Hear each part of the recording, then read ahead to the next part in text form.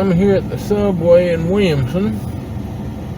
I'm gonna go in and get me a sandwich here. This is one of the last two restaurants in Williamson I have not eaten at. So I'll go in here and see how they're doing the sandwiches. I got me a turkey sandwich. Now let me tell you, they got a little bit different setup in there than the rest of the Subways I've been to. They got a wider space here, and it's all their tables are at the front, and their where they fix the food at's perpendicular, and so it's a little different setup. It's pretty nice. All right, when I get home, I'll let you know how this sandwich is.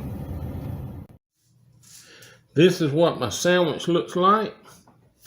And that girl that made it was pretty fast, and she did not crush it when she wrapped it up, which I appreciate that. So I'm real happy with that Subway so far.